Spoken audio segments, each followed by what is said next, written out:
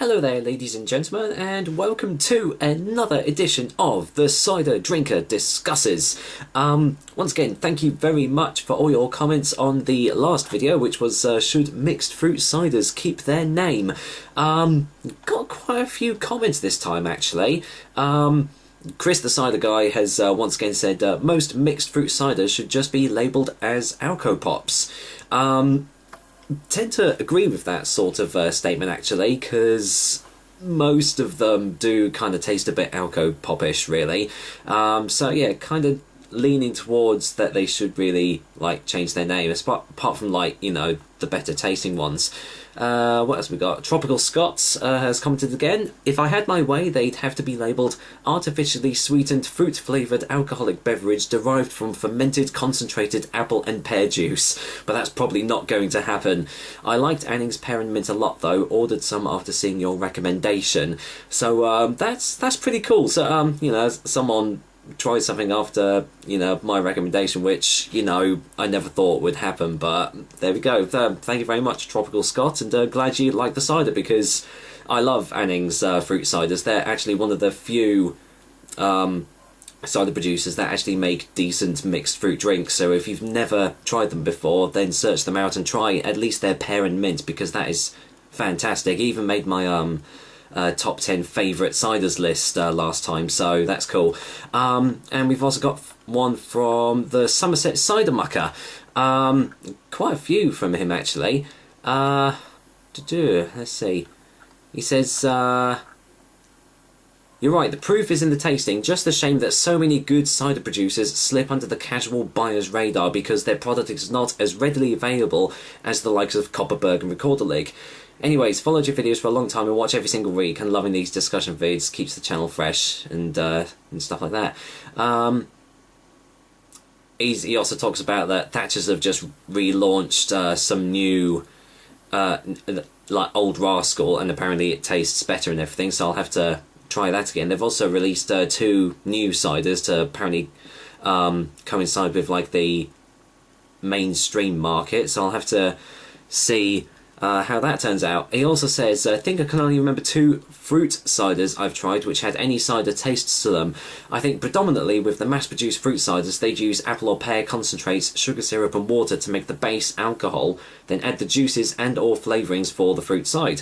However, I recently visited a local small-scale producer who makes flavoured ciders too. He uses real apple juice, but he uses varieties which tend to produce lower alcohol levels and are bland in flavour, so they take on the flavours he is adding to the cider. I think there is definitely a place for them in the market. Even as a real cider lover, there are days where I am in the garden and there's nothing I'd like more than an ice-cold pint of fruity pop cider. Maybe that's why they should rename them to Fruity Pop Ciders.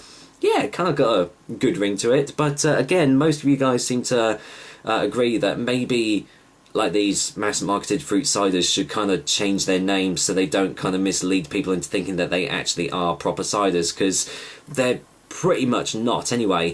So yeah, thank you very much for the comments, and well, on to today's subject for the cider drinker discusses, which is sediment in ciders. Basically, I just want to know what your views on sediment in ciders is. Do you like it when you see sediment in ciders? Do you prefer it to be filtered? Do you think that it's a sign of a real cider if sediment is in the bottle? And if so, do you actually pour it into the glass, or do you leave it in the bottle if that is the case?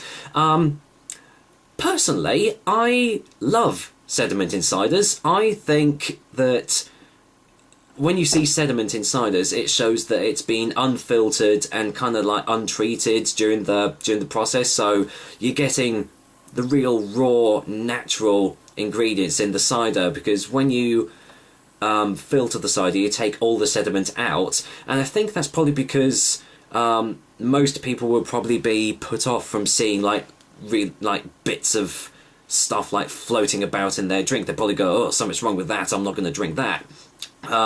Which you normally do with some certain like bottle edition beers. They say to leave the sediment in, and actually the drink I've got of choice today is a Paul Will Quack, which is a Belgian strong ale. So, you know, again, not on the cider tonight, but I had one the other day. As you saw, I put up a homebrew cider review, so I thought I'd try a bit of a Belgian beer today, but lovely stuff. If you ever try Belgian beers, try out Paul Quack. It's lovely. But yeah, most Belgian beers have sediment in them, and most of them say to leave the sediment in the bottle.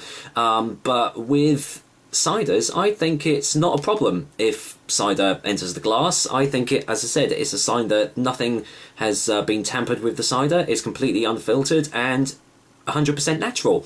And to be honest, it doesn't affect the tastes in any way. In fact, my first experience with having sediment in cider was from oh god, what was the name of it? Hold on, you see, I keep a list of all the ciders that I reviewed on my PC, so I can like go back to it and see, you know, what I've had and what I haven't had. Yellow Belly, that was the one. I can't even remember the name of the company, or even if they're around yet, but it was called Yellow Belly cider. My goodness me, there was a lot of sediment. There was literally like chunks that big floating about in the bottle. But to be honest, I loved it. It was a really lovely tasting drink, and yeah, the sediment just kind of added to the character, and sometimes, and in some ways, I think it actually added to the flavour of the cider as well. So yeah, in short, personally, I think sediment is a great thing to see in ciders, and I think more real cider producers should do it. You know, they should keep the sediment in the cider because it shows that it's completely 100% natural. Obviously, the mass marketed mainstream cider makers aren't going to do that because they'll probably think sediment's going to turn people away from buying their drinks. But yeah, to all the real cider producers out there, I'd say, you know, keep the sediment in, because I personally like it, and I'm sure some of you guys do as well. But yeah. As usual, I would love to hear your views on this. Do you agree with what I've said? Do you disagree? All opinions are welcome. Obviously, as long as they're constructive. You know, don't be like, oh, yeah, this really sucks and everything, because, you know, I probably won't even bother answering you. But yeah, once again, thank you very much for watching this video. Thank you for watching all my other reviews. And yeah, I'll see you next time on another, well, possibly another cider drinker cider review. But until then, I am going to go and finish this glass of lovely Belgian beer. Sorry, nearly choked on that one. So yeah, take care guys, until next time.